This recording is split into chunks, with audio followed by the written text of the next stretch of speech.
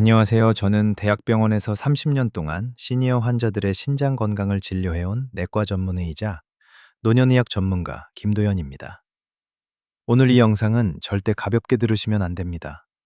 겉보기에는 너무나 건강해 보이는 뿌리 채소가 단 하룻밤 만에 여러분의 콩팥을 무너뜨릴 수 있다는 사실 알고 계셨습니까?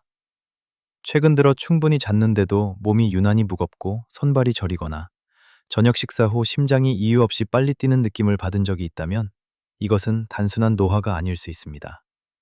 많은 분들이 나이 들어서 그렇겠지 하고 넘기는 순간 콩팥은 이미 감당하기 힘든 신호를 보내고 있을지도 모릅니다. 특히 60세 이후에는 젊을 때 아무 문제 없던 식습관이 오히려 조용한 독이 될 수 있습니다. 오늘 영상에서는 의사들이 쉽게 말해주지 않는 하룻밤 사이 콩팥을 위험에 빠뜨릴 수 있는 6가지 뿌리 채소의 충격적인 진실을 하나씩 짚어드리겠습니다. 끝까지 들으셔야 여러분의 콩팥과 심장을 지킬 수 있습니다. 60세를 넘어서면 콩팥은 더 이상 젊을 때의 콩팥이 아닙니다. 병이 있어서가 아니라 그저 살아온 시간만으로도 콩팥의 여과 능력은 매년 약 1%씩 조용히 감소합니다. 문제는 이 변화가 통증이나 뚜렷한 경고 신호 없이 진행된다는 점입니다. 많은 분들이 요즘 유난히 피곤하다, 손발이 조금 저린다, 가슴이 답답한 날이 잦아졌다라고 말하지만 대부분은 나이 탓으로 넘깁니다. 그러나 이런 사소한 느낌들은 이미 콩팥이 감당하기 힘든 부담을 받고 있다는 신호일 수 있습니다. 콩팥은 우리 몸에서 하루도 쉬지 않고 혈액을 걸러내는 장기입니다. 60년 넘게 사용해온 정수기 필터를 떠올려 보십시오. 겉으로는 물이 잘 나오는 것처럼 보여도 내부는 이미 좁아지고 막혀 있어 작은 자극에도 쉽게 무너질 수 있습니다. 바로 이 시점에 가장 위험해지는 것이 칼륨입니다. 칼륨은 젊고 건강한 사람에게는 심장 박동을 조절하고 근육을 움직이게 하는 필수 미네랄이지만 콩팥 기능이 떨어진 상태에서는 전혀 다른 얼굴을 드러냅니다. 젊은 콩팥은 고구마 한 조각을 먹어도 몇 분 안에 남은 칼륨을 소변으로 배출하지만 노화된 콩팥은 그 속도를 따라가지 못합니다. 이렇게 배출되지 못한 칼륨은 혈액 속에 쌓이기 시작하고 일정 수준을 넘으면 심장의 전기 신호를 교란합니다. 그 결과 이유 없는 두근거림, 숨이 가빠지는 느낌, 어지럼증이 나타날 수 있으며 심한 경우 예고 없이 심장이 멈출 위험까지 생깁니다. 더 무서운 점은 이런 과정이 아주 조용히 진행된다는 사실입니다. 콩팥은 아프다고 말하지 않습니다. 여러분이 느끼는 작은 불편함 뒤에는 이미 기능의 상당 부분이 소실된 상태가 숨어 있을 수 있습니다. 그래서 60세 이후의 식습관은 단순히 몸에 좋다는 기준이 아니라 내 콩팥이 감당할 수 있는가라는 기준으로 다시 점검해야 합니다. 이 사실을 모른 채 젊을 때와 같은 방식으로 음식을 먹는 것이 콩팥을 하룻밤 사이에 위험으로 몰아넣는 시작점이 될 수 있습니다. 제가 30년 넘게 고령 환자들을 진료하며 가장 자주 마주한 장면은 몸이 아파서 병원을 찾은 분들이 아니라 저는 건강하게 먹고 있는데 왜 이런 증상이 생기나요? 라고 묻는 분들의 얼굴입니다. 몇 해 전 가을 60대 후반의 한 여성 환자분이 진료실 문을 열고 들어왔습니다. 얼굴은 비교적 건강해 보였지만 표정에는 불안이 가득했습니다. 최근 들어 특별히 무리한 일을 하지 않았는데도 가슴이 답답하고 아침마다 손끝이 저리며 가끔씩 심장이 통제되지 않는 것처럼 빠르게 뛰는 느낌이 든다는 것이었습니다. 밤에 잠을 충분히 자도 피로가 풀리지 않아 혹시 심장에 문제가 생긴 것은 아닐까 걱정되어 병원을 찾았다고 했습니다. 저는 가장 먼저 식습관을 물었습니다. 그러자 환자분은 오히려 안심한 표정으로 이렇게 말했습니다. 선생님, 저는 몸에 안 좋은 건 절대 안 먹어요. 매일 아침 공복에 고구마 하나 먹고 당근이랑 비트 갈아서 주스로 마셔요. 다들 피 맑아지고 건강해진다고 하잖아요. 이 말은 제가 수없이 들어온 말이었고 동시에 가장 위험한 신호이기도 했습니다. 혈액 검사 결과는 예상대로였습니다. 혈중 칼륨 수치는 6.4로 정상 범위를 훨씬 넘는 위험한 수준이었습니다. 조금만 더 높아졌어도 심장 박동이 갑자기 멈출 수 있는 상황이었습니다. 환자분은 믿을 수 없다는 듯 고개를 저었습니다. 그럴 리가요. 저는 약도 안 먹고 좋은 것만 골라 먹었는데요. 바로 그 믿음이 문제였습니다. 고구마와 뿌리 채소 주스는 분명 건강한 음식입니다. 그러나 그것은 콩팥이 칼륨을 충분히 처리할 힘이 있을 때의 이야기입니다. 이 환자분의 콩팥은 이미 나이와 함께 여과 능력이 크게 떨어진 상태였고 매일 아침 공복에 들어오는 고농도의 칼륨은 콩팥이 감당할 수 없는 부담이었습니다. 저는 환자분께 이렇게 설명했습니다. 몸이 나빠진 게 아니라 몸이 보내는 신호를 우리가 잘못 해석한 겁니다. 겉으로는 피를 맑게 해준다고 믿었던 습관이 사실은 콩팥을 과부하 상태로 몰아넣고 있었던 것입니다. 다행히도 이 환자분은 약을 추가로 쓰지 않았습니다. 뿌리 채소 주스를 중단하고 섭취 방식을 조정하며 콩팥의 부담이 적은 식단으로 바꾼 것뿐이었습니다. 몇 주 뒤 다시 만났을 때 손저림과 가슴 답답함은 눈에 띄게 줄어들었고 칼륨 수치도 안전 범위로 내려와 있었습니다. 이 사례가 중요한 이유는 단 하나입니다. 특별한 병이 없어도 건강을 위해 라는 이름으로 반복되는 식습관이 60세 이후에는 언제든지 생명을 위협하는 함정이 될 수 있다는 사실을 분명히 보여주기 때문입니다. 지금부터 말씀드릴 내용은 많은 분들이 설마 이것까지? 하고 놀라게 되는 부분입니다. 바로 60세 이후 콩팥이 약해진 분들이 가장 조심해야 할 뿌리채소 상위 3가지입니다. 이 채소들은 모두 오랫동안 건강식으로 알려져 왔고 실제로 젊고 콩팥 기능이 정상인 사람들에게는 큰 문제가 되지 않습니다. 하지만 콩팥의 여과 능력이 이미 떨어진 시니어에게는 이야기가 완전히 달라집니다. 이 채소들은 단순히 조금 부담이 되는 정도가 아니라 단 하룻밤 사이 혈중 칼륨을 위험 수준으로 끌어올려 심장과 콩팥을 동시에 위협할 수 있는 음식이 될 수 있습니다. 첫 번째는 많은 어르신들이 간식처럼 즐기는 군고구마입니다. 고구마는 식이섬유가 풍부하고 장운동을 돕고 포만감을 주기 때문에 살 빠지는 건강식, 암 예방식품이라는 이미지가 강합니다. 그러나 문제는 굽는 과정입니다. 고구마를 굽게 되면 내부 수분이 빠져나가면서 칼륨이 극도로 농축됩니다. 따뜻하고 달콤한 군고구마 한 개에는 생각보다 훨씬 많은 칼륨이 들어있으며 이 칼륨은 짧은 시간 안에 혈액으로 흡수됩니다. 특히 저녁 시간이나 밤에 군고구마를 먹는 습관은 매우 위험합니다. 밤에는 콩팥의 배설 기능이 자연스럽게 둔해지는데 이때 농축된 칼륨이 한꺼번에 들어오면 콩팥은 이를 처리하지 못하고 혈액 속에 그대로 남겨두게 됩니다. 많은 분들이 군고구마를 먹고 난 뒤 가슴이 두근거리거나 몸이 묘하게 불편한 느낌을 경험하지만 소화가 안 되나 보다 하고 넘깁니다. 그러나 이것은 콩팥과 심장이 동시에 과부하 상태에 들어갔다는 경고일 수 있습니다. 두 번째는 껍질째 삶거나 찐 감자입니다. 감자는 밥을 대신할 수 있는 건강한 탄수화물로 여겨지며 특히 껍질째 먹으면 영양이 더 좋다고 알고 계신 분들이 많습니다. 그러나 콩팥이 약해진 60세 이후에는 이 상식이 그대로 적용되지 않습니다.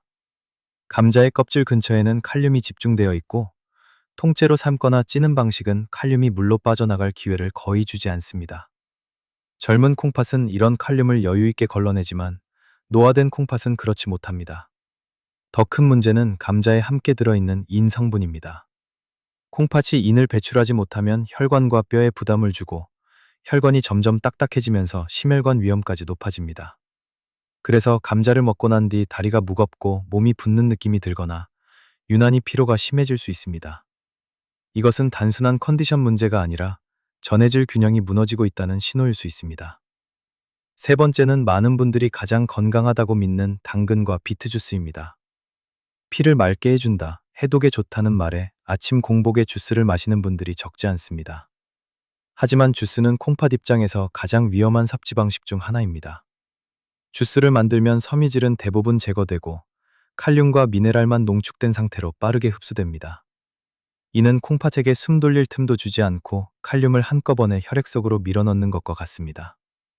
특히 공복 상태에서는 흡수 속도가 더욱 빨라져 짧은 시간 안에 혈중 칼륨 수치가 급격히 상승할 수 있습니다. 실제로 건강 주스를 마신 뒤 갑작스러운 두근거림, 어지럼증, 호흡곤란으로 응급실을 찾는 고령 환자들이 적지 않습니다. 이 세 가지 뿌리 채소의 공통점은 분명합니다. 음식 자체가 나쁜 것이 아니라 칼륨이 농축된 형태로 빠르게 들어온다는 점, 그리고 노화된 콩팥은 그 속도를 절대 따라갈 수 없다는 점입니다. 젊을 때 아무 문제 없던 식습관이 60세 이후에는 생명을 위협하는 선택이 될 수 있다는 사실을 반드시 기억하셔야 합니다.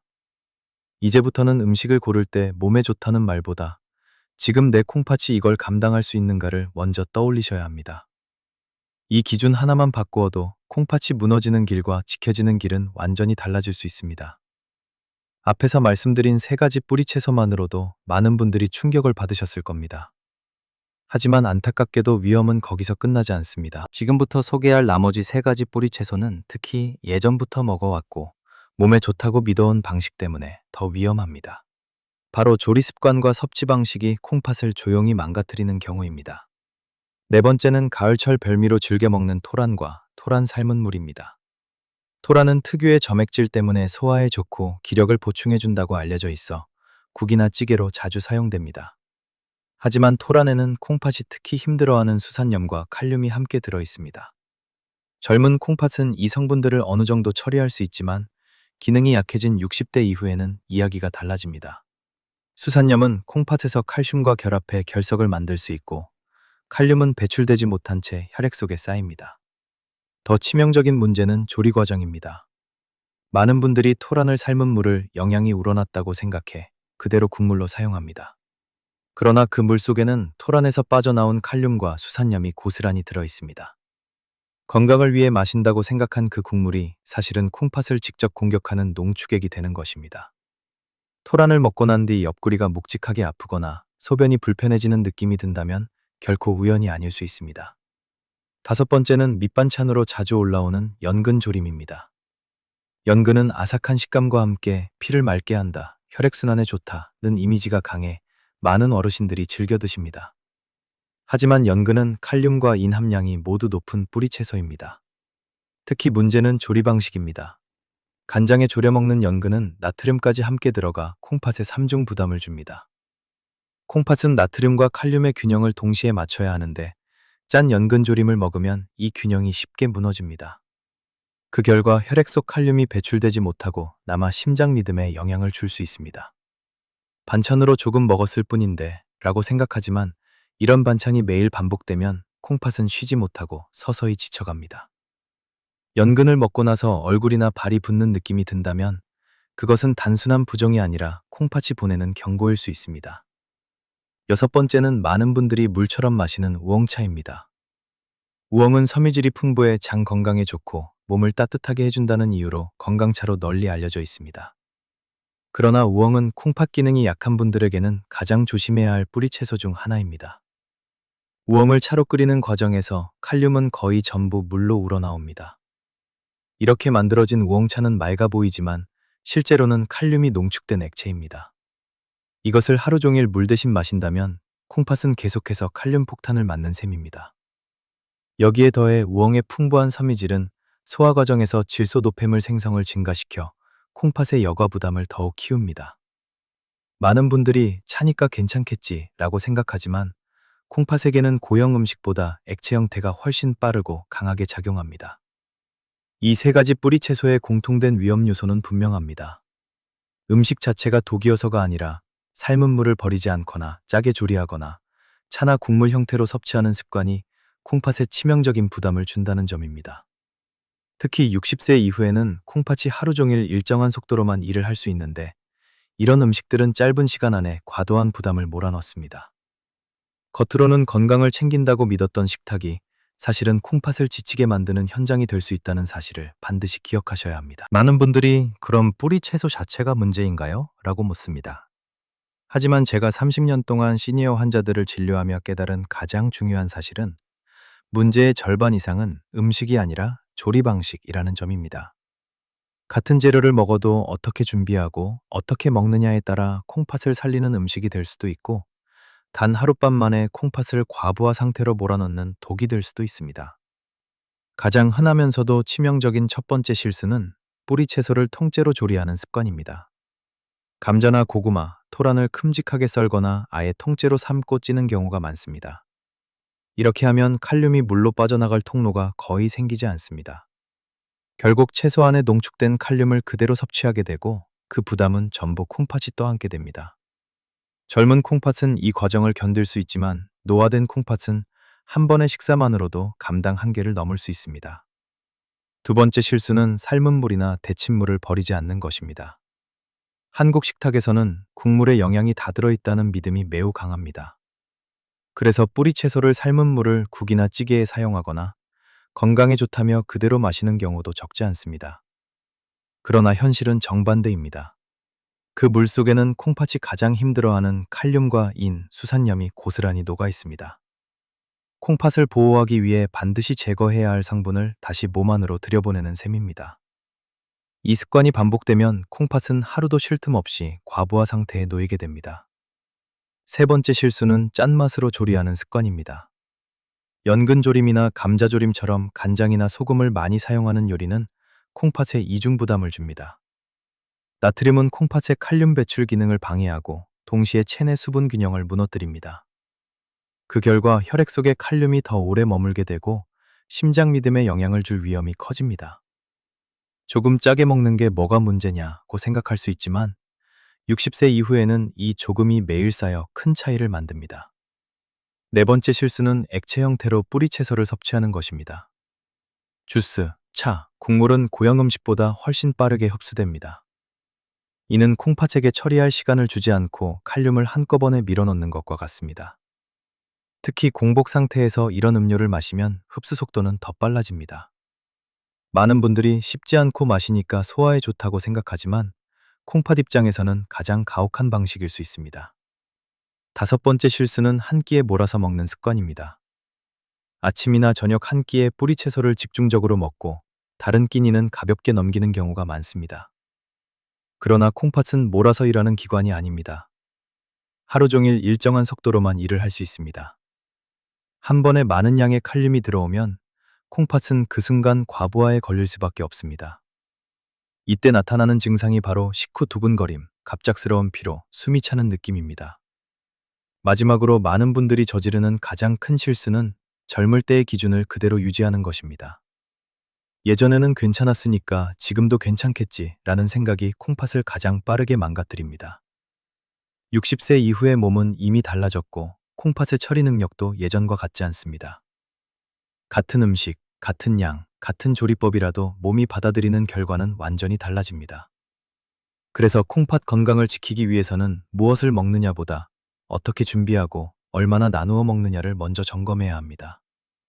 이 사실을 이해하는 순간 여러분의 식탁은 콩팥을 공격하는 장소가 아니라 보호하는 공간으로 바뀔 수 있습니다. 앞서 위험한 뿌리 채소와 치명적인 조리 실수를 모두 살펴보셨다면 이제 가장 중요한 질문이 남습니다. 그럼 뿌리 채소를 전부 끊어야 하나요? 제 대답은 분명합니다. 그럴 필요는 없습니다. 문제는 음식이 아니라 칼륨이 한꺼번에 몰려오지 않도록 다루는 방법입니다. 60세 이후의 콩팥은 예전처럼 빠르게 처리하지 못하지만 준비 시간을 주고 부담을 나누어 주면 충분히 감당할 수 있습니다. 이를 위해 제가 수십 년간 신장내과에서 환자들에게 강조해온 것이 바로 칼륨을 줄이는 3단계 원칙입니다.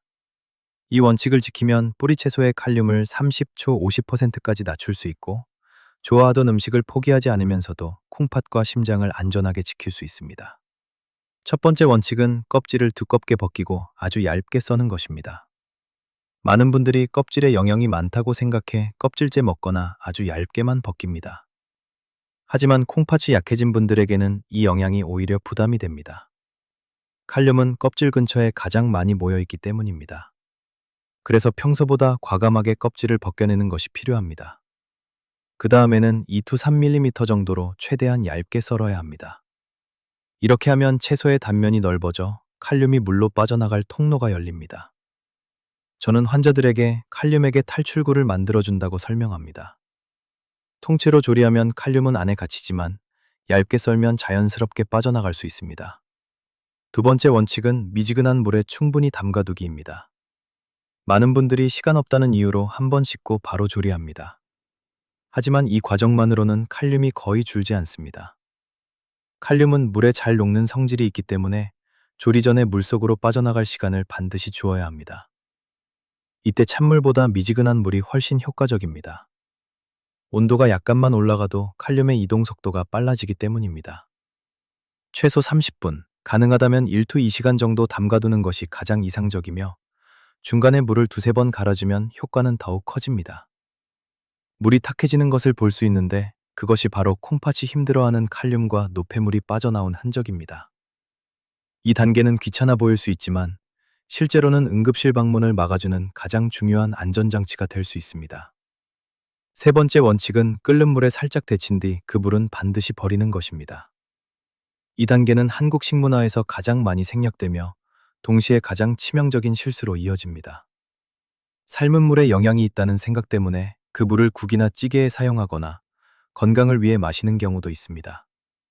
그러나 콩팥 건강의 관점에서 보면 그 물은 영양수가 아니라 배출해야 할 성분이 모여있는 폐수에 가깝습니다.